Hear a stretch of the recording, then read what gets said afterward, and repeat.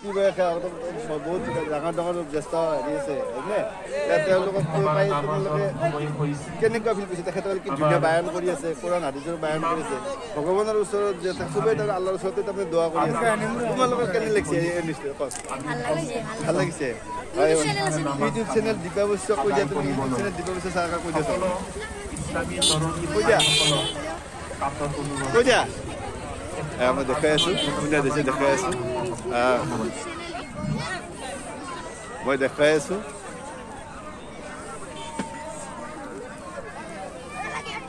আচলতে ইয়াৰে আচলতে যিটো কমিটি আচলতে মুখ্য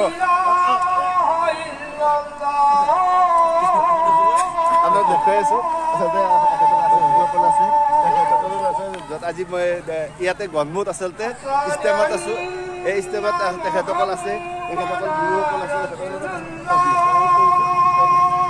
তেখেতসকলে ক'ব অলপমান কৈ দিয়ক ইষ্টেমৰ অকণমান কৈ দিয়ক মানে এটা আহিছোঁ ভাল লাগিছে এটা সমাজ যাতে সমাজৰ পৰা যদি বেয়া বস্তু আঁতৰি যায় যাতে কোনো বস্তু যাতে হেৰি নকৰে আৰু যাতে সব বাদে আদৰ্শমান মানুহ হৈ যায় আদৰ্শমান মানুহটো আমি বিচাৰোঁ যাতে আমাৰ ইয়াৰ পৰা যাতে কোনো ধৰণৰ বেয়া বস্তু যাতে নচলে ড্ৰাগছ মদ ভাং এইবিলাক যাতে আঁতৰি যায় আমি এইটো আচলতে মেইন কাম আৰু বেছিকৈ সৰু সৰু বাচ্চাবিলাকক খেলা ধূলা যাতে আমি এইবিলাক বেয়া লাইনত নিদি এডুকেশ্যন চিষ্টেমটো যাতে আমি দিব পাৰোঁ আৰু যাতে শিক্ষা পায় এই এডুকেশ্যনটো মেইন বস্তু আৰু মই নিজে এজন মাষ্টাৰ ডিগ্ৰী হৈ যাওঁ আৰু সৰু সৰু বাচ্চাক মই বিচাৰোঁ যাতে ভালকৈ শিক্ষা পায় ভালকৈ শিকে সেইটো আমি বিচাৰোঁ রব কবুল করেন বলেন আমিন হাদিস নাম্বার 2 আল্লাহর নবী বলেন সাল্লাল্লাহু আলাইহি ওয়াসাল্লাম রাসূলুল্লাহ সাল্লাল্লাহু আলাইহি ওয়াসাল্লাম বর্ণনা আল্লাহর নবী বলেন লিকুল্লি নাবিয়্যিন দাওয়াতুন মুস্তাজাবা আল্লাহর নবী বলেন আমার উম্মত ও আমার সাহাবারা দুনিয়ার সমস্ত নবীকে আল্লাহ তাআলা স্পেশাল একটা দোয়া দিয়েছিলেন আদম নবী থেকে নিয়ে আমি নবী মুহাম্মদুর রাসূলুল্লাহ সাল্লাল্লাহু আলাইহি ওয়াসাল্লাম পর্যন্ত প্রত্যেকটা রাসূল নবীকে আল্লাহ তাআলা একটা স্পেশাল দোয়া দিয়েছিলেন ইয়াদউ বিহা ফায়ুস্তাজাবু লাক যে দোয়াটা করলে আল্লাহ সাথে সাথে কবুল করে নেন আল্লাহ নবী বলেন ও আমার সাহাবাদের দল আমি রাহমাতুল লিল আলামিন আমাকে ওই দোয়াটা দেওয়া হয়েছে আদম নবীকেও দোয়াটা দেওয়া হয়েছে কিন্তু পার্থক্য হলো আদম নবী দোয়াটা দুনিয়ার জমিনে করে ফেলেছেন ঈসা নবী দোয়াটা দুনিয়ায় করে ফেলেছেন মুসা নবী দোয়াটা দুনিয়ার জমিনে করে ফেলেছেন ইব্রাহিম নবী ওই দোয়াটা দুনিয়ার জমিনে করে ফেলেছেন আমি তোমাদের রাসূল তাইফের জমিনে কিন্তু এই দোয়াটা দুনিয়ার জমিনে করি না আমি উহুদের প্রান্তরে লোহার হেলমেট মাথায় নিলাম কিন্তু এত কষ্টের মাঝেও আমি নবী দোয়াটা করি নাই খন্দকের প্রান্তরে আমি ক্ষুধার যন্ত্রণায় পেটের উপরে পাথর বেঁধেছিলাম কিন্তু আমি রাসূল দোয়াটা করি নাই আম্মা জান আয়েশা জিজ্ঞাসা করেছিলেন ইয়া রাসূলুল্লাহ আপনি দোয়াটা কেন করলেন না আল্লাহর নবী ডাক দিয়েছিলেন বিবি আয়েশা এই জন্য আমি নবীজি দোয়াটা করি না ইয়াখতাবাতু দাওয়াতি শাফাআতাল লিউম্মতি ইয়াওমাল কিয়ামাহ কিয়ামতের দিন আমার উম্মতগুলা বিপদে পড়ে যাবে ওই দিনের জন্য দোয়াটা রেখে দিলাম ওই দিনের জন্য দোয়াটা রাখলাম কিয়ামতের দিন আমি আমার মালিককে বলবো রে মালিক দুনিয়ার জমিনে দোয়াটা করি নাই আমার দোয়াটা কবুল করে নিয়ে আমার উম্মতের ব্যাপারে আমাকে সুপারিশ করার অনুমতি দিয়ে দেয়। নবী আল্লাহ ডাক দিবেন, হাবিব আপনি ওই দোয়াটা দুনিয়ায় করেন নাই আমি জানি। রাসূল বলেন আমি মার খেয়েছি, দোয়াটা করি নাই। আমি অত্যাচারিত হয়েছি, দোয়াটা করি নাই। আমি নির্যাতিত হয়েছি, দোয়াটা করি নাই। আমার রাসূলের কত ভালোবাসা উম্মতের প্রতি। না না না, আমি রাসূল যদি ওই দোয়াটা দুনিয়ায় করি, আমার দোয়াটা তো শেষ হবে, আমি দুনিয়ায় করব না। কিয়ামতের দিন তো আমার গুনাহগার উম্মতগুলো বিপদে পড়ে যাবে।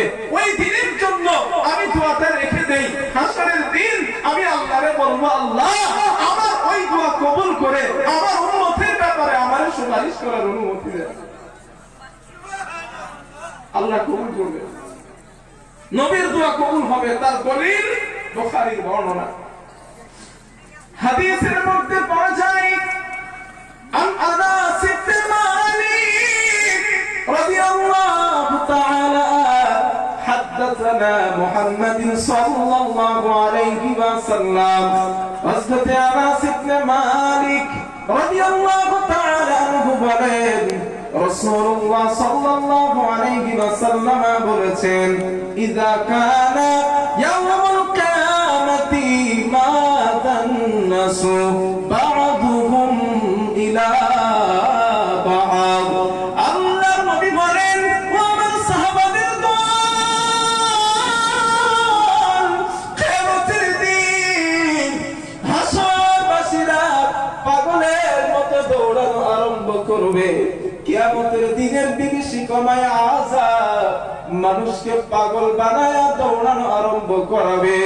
মানুষগুলা দৌড়াতে দৌড়াতে ফায়াতুনা আদম আলাইহিস সালাম, নবী আদমের কাছে দৌড়ে যাবে।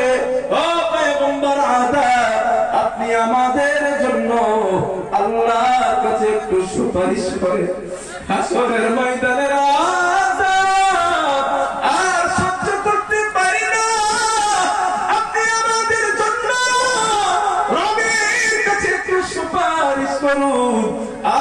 নবী জবাব দিবেন, হাসরবাসীরা ফায়াকুলু লাস্তু লাহা, আমি আদম ওই কাজের যোগ্য না, আমার পক্ষে সম্ভব না। ওয়ালাকিন আলাইকুম বিমূসা আলাইহিস সালাম, তোমরা নবী মুসার কাছে যাও, তিনি তোমাদের জন্য আল্লাহর কাছে সুপারিশ করবেন। আল্লাহর নবী বলেন, কিয়ামতের দিন হাসরবাসীরা মুসা নবীর কাছে যাবেন, ও পয়গম্বর মুসা, আপনি আমাদের জন্য রবের নিকটে একটু সুপারিশ করুন। এই আযাব আর সহ্য করতে পারি না, আমাদের পক্ষে সম্ভব হয় না, আপনি আল্লাহর কাছে একটু কথা বলেন। মুসা নবী জবাব দিবে, না না, ফায়াকুলু লাস্তু লাহা, আমি মুসা ওই কাজের যোগ্য না।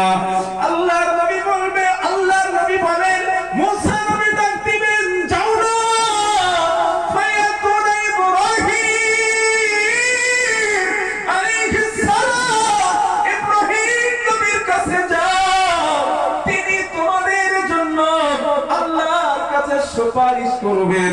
আমার নবী বলেন, ইব্রাহিম নবীর কাছে যাবেন। ইব্রাহিম নবী বলবেন, না না, আমি ইব্রাহিম, আমার জন্য আল্লাহর সামনে কথা বলা সম্ভব না। ওয়ালাকিন আলাইকুম বিঈসা আলাইহিস সালাম, তোমরা ঈসা নবীর কাছে যাও, ফাইন্নাহু রূহুল্লাহ ওয়া কালিমাতুহু, তিনি আল্লাহর দেওয়া রূহ, আল্লাহর দেওয়া কালিমা, তিনি তোমাদের জন্য আল্লাহর সামনে কথা বলবেন। আল্লাহর নবী বলেন, রাহমাতুল লিল আলামিন বলেন, কিয়ামতের দিন ঈসা নবীর কাছে যাবে, ও পয়গম্বর ঈসা, আপনি আমাদের জন্য আল্লাহর সামনে একটু কথা বলেন, এই আযাব আর সহ্য করতে পারি না। ঈসা নবী বলবে না, আমার পক্ষে সম্ভব না, আমি পারবো না।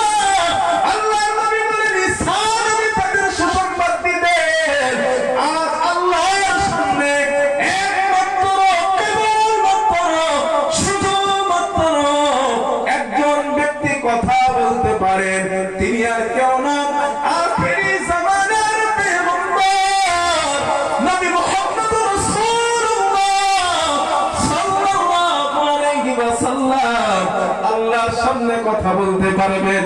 ও হাসরবাসীরা, ফায়াতুনা, যাও না, তোমরা নবী মুহাম্মদের কাছে যাও। আল্লাহর নবী বলেন, ও আমার সাহাবাদের দল, ফায়াতুনি ফায়াকুল, হাসরবাসীরা আমি নবী আমার কাছে আসবে, আমি রাসূল আমার কাছে আসার পর আমি নবী তাদেরকে ফেরাইয়া দিব না, আমি নবী তাদের ফেরাইয়া দিব না। আমি রাসূল বলবো, আনা লাহা, হে আমি নবী আজ এই কাজের যোগ্য। আল্লাহর নবী বলেন, সাহাবারা, ওই কিয়ামতের দিন আল্লাহ তাআলা আমাকে স্পেশাল কিছু কালিমা, স্পেশাল কিছু বাক্য শেখায় দিবেন। ওই বাক্যগুলা লা ইয়াহজু, ইচ্ছা করি তো কাজা কখনো করি না, আলহামদুলিল্লাহ অনিচ্ছায় চলে গেছে। ফ্লাইটের মধ্যে 3 ঘন্টা সফর, মাগরিবের রক্ত হয়ে গেছে, 5টায় ফ্লাইটে উঠলাম, উজু নেই, উজু করার ব্যবস্থা নেই, হয়তো তায়াম্মুমের যদি কোনো রকম ব্যবস্থা পাই তো ফ্লাইটে মারি, নাইলে না, মাসালা জানি আলহামদুলিল্লাহ। তো এতটা কষ্টের মধ্য দিয়েও তরফ করি না, চেষ্টা করি। আর মাহফিলের মধ্যে আমি জিজ্ঞাসা করলাম, একটা মানুষ হাত তোলেন, সাবালক হবার পর থেকে ইচ্ছায় অনিচ্ছায় ফজরের নামাজ ছেড়ে দেন না, আমার একজন ভাই হাত তুলেছেন, তো আমি খুশি আলহামদুলিল্লাহ। 2 নাম্বার একটু বলেন, ইচ্ছায় অনিচ্ছায় জীবনে 1 টাকা হারাম খান নাই? আছেন? এই যে বললেন হুজুর দুনিয়ার সবথেকে ভালোবাসি নবীরে,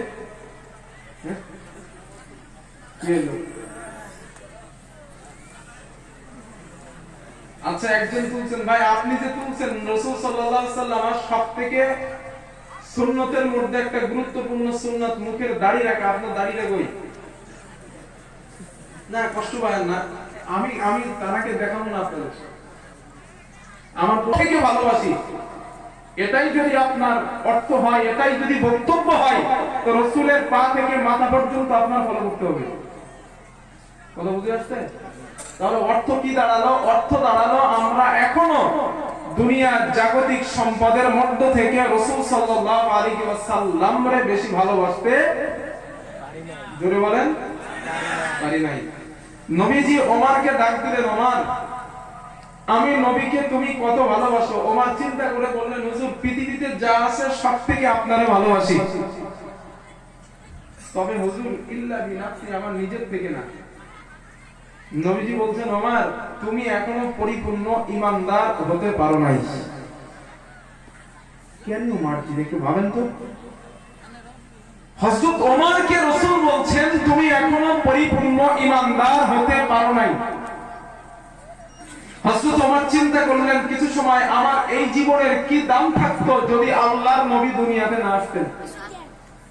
আমার এই জীবন, এই দেহ তো আগুনের খোরাক হতো যদি আমি ইসলাম কবুল না করতাম। তো রাসূলের কারণেই তো আমার এই জীবন সফল, সুতরাং আমার জীবনের থেকে আমি নবীকে বেশি ভালোবাসি। নবী বললেন, ওমর এখন তুমি পারফেক্ট ঈমানদার। কথা মাথায় যাচ্ছে কিছু? তাহলে এবার বলেন, আমরা সবকিছু থেকে নবীকে ভালোবাসতে পারছি? 100-র মধ্যে 10% বাসি কিনা এটাই সন্দেহ। ঠিক বলছি তো ভাইয়া? প্রিয় যুবক, এই কথাটা এজন্যই তোমাদেরকে জিজ্ঞাসা করলাম, আব্বাজান আপনাদের এই জন্য জিজ্ঞাসা করলাম, যেই নবীর সুন্নাতের পাবন্দি আমরা করতে চাই না, যেই নবীর মহব্বত ভালোবাসা আমাদের মধ্যে সীমিত, সেই রাসূল এই হতভাগা উম্মতদের কত মহব্বত করেন। এবার হাদিসগুলা শোনেন, শোনার শেষে নিজেরা সিদ্ধান্ত নিয়েন দুনিয়ার জাগতিক সম্পদের মধ্য থেকে আমার নবীরে বেশি ভালোবাসা উচিত কিনা। আগে আলোচনাটা শুনেন, পরে সিদ্ধান্ত নেবেন। তবে দাবি মন দিয়ে শোনা, বলেন ইনশাআল্লাহ। তথ্য নাম্বার 1,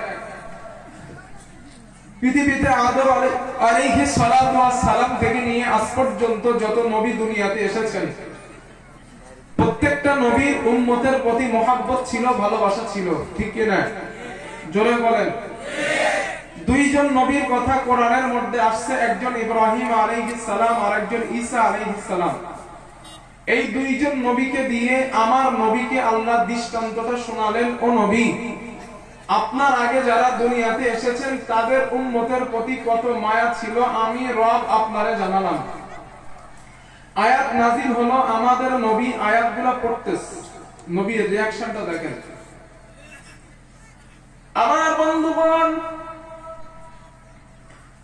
হযরত ইব্রাহিম আলাইহিস সালাতু ওয়াস সালাম আল্লাহর কাছে ওনার উম্মতের জন্য দোয়া করলেন, রব্বি ইন্না হুন্না আদালালনা কাসীরাম মিনান নাস ফামান তাবি'আনি ফাইন্নাহু মিন্নি ওয়া মান আসানি ফাইন্নাকা গফুরুর রহিম।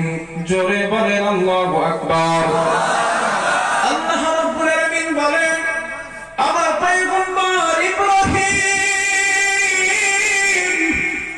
আল্লাহর কাছে দোয়া করলেন, ও আমার মালিক, এই মুক্তিগুলো অনেক মানুষকে পথভ্রষ্ট করেছে, ফামান তাবি'আনি ফাইন্নাহু মিন্নি, আল্লাহ যারা আমার অনুসরণ করে তারা আমারই অন্তর্ভুক্ত, ওয়া মান আসানি, আর যারা আমার অনুসরণ করে না, আমার অনুকরণ যারা করে না, ফাইন্নাকা গফুরুর রহিম, আল্লাহ তুমি ক্ষমাশীল, আল্লাহ তুমি দয়ালু।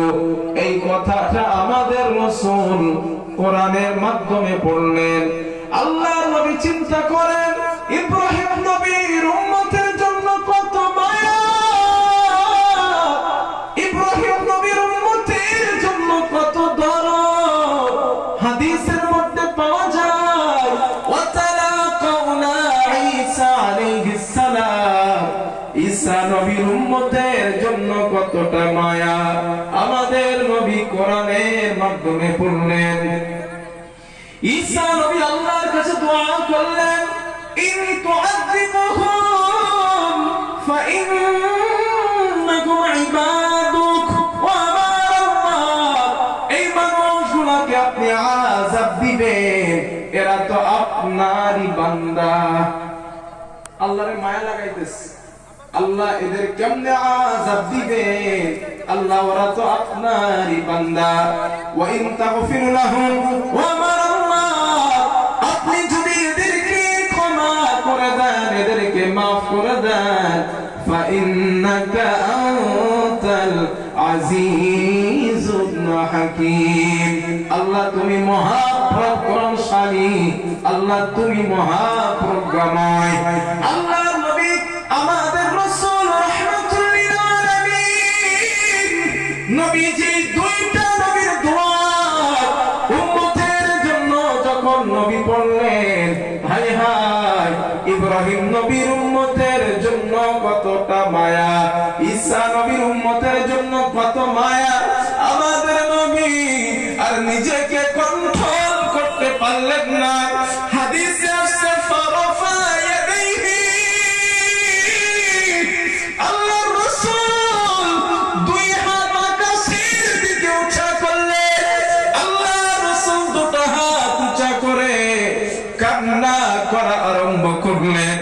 আল্লাহ নবী কাঁদেন, আল্লাহুম্মা উম্মতি উম্মতি ফাবাকা, আল্লাহ আমার উম্মত, আল্লাহ আমার উম্মত, আমার উম্মত। আল্লাহ রাসূল উম্মতি উম্মতি বলে কান্না করা আরম্ভ আরম্ভ করলেন।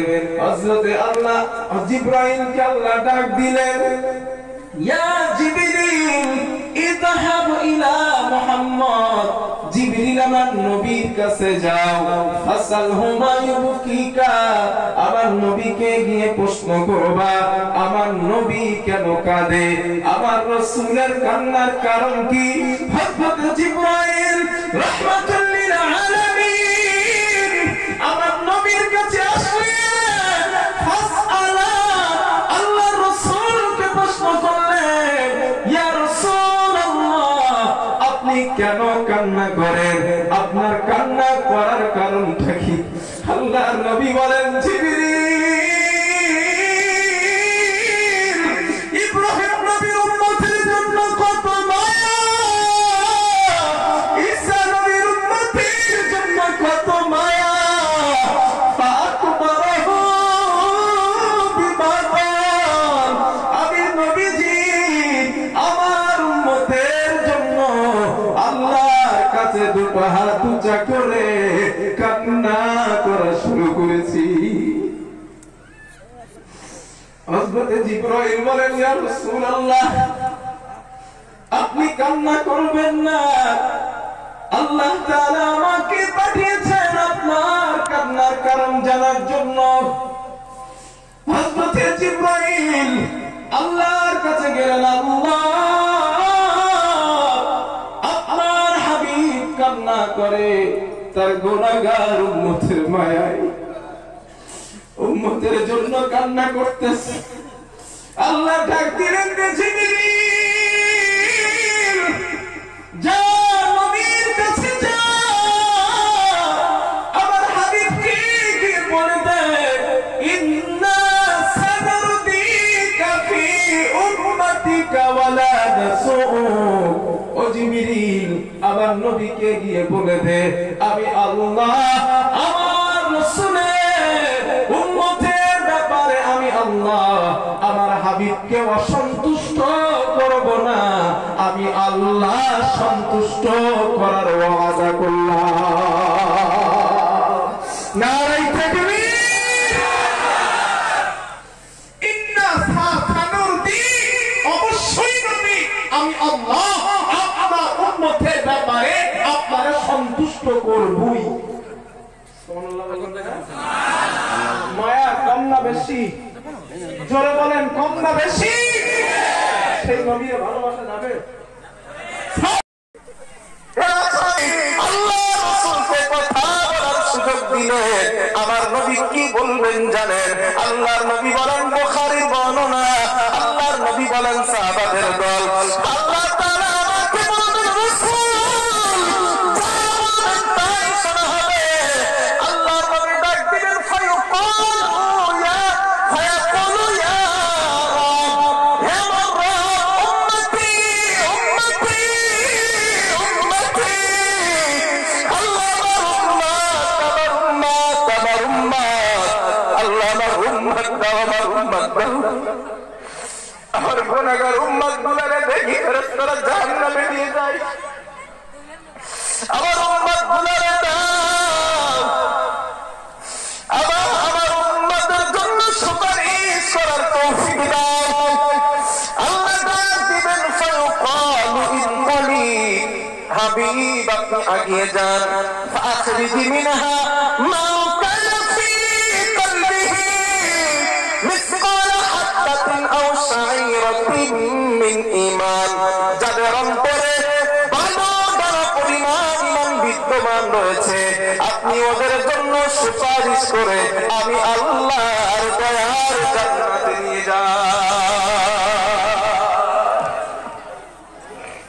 কতটা ঈমান, কতটা ঈমান? বালুর দানা, আরবিতে শাঈরা শব্দের বাংলা অর্থ হলো বালু দানা। ও নবী, যাদের অন্তরে বালু দানা পরিমাণ ঈমান আছে আপনি ওদের জন্য সুপারিশ করে জান্নাতে নিয়ে যান। নবীজি বলেন, সাহাবারা শোনো, আমি নবী যাব তাই করব। আমি সুপারিশ করতেছি সুপারিশ করতেছি, করতে করতে করতে করতে করতে করতে ফেরেশতারা আমার কাছে আসবেন, এসে বলবেন, হুজুর আপনার উম্মত আর নাই, আপনি চলে যান। নবীজি বলেন না আমার মন বুঝবে না, আমি নবীর মন বুঝবে না, না আমার উম্মত এখনো আছে। নবী বলেন সুম্মা আউদ, আমি নবী আবার আগের জায়গায় যাব। আগের জায়গায় যাওয়ার পর ওই আগের শেখানো বাক্যের মাধ্যমে ফাআহমাদাহু বিতিলকাল মাকামিদ, আগের শেখানোর বাক্যের মাধ্যমে আমি আল্লাহ পাকের আবার প্রশংসা করব। সুম্মা আখিরু লাহু সাজিদান, আমি নবী আবার সিজদায় পড়ে যাব। আমি সিজদায় পড়ে যাওয়ার পর ফায়ুকালু ইয়া মুহাম্মদ, আমাকে বলা হবে হে মুহাম্মদ ইরফা রাসাকা, মুহাম্মদ তোমার মাথা উঠাও, ওয়াকুল বলো ইসমালাকা, তোমার কথা আবার শোনা হবে, তুমি যা চাও আবার তোমাকে তাই দেওয়া হবে, তুমি যার জন্য সুপারিশ করবে আমি আল্লাহরে বলো, আমি আল্লাহ তোমার সুপারিশ আবার কবুল করবো। বলেন আল্লাহ আল্লাহ আমার উম্মত দাও, আমার উম্মত, আমার উম্মত।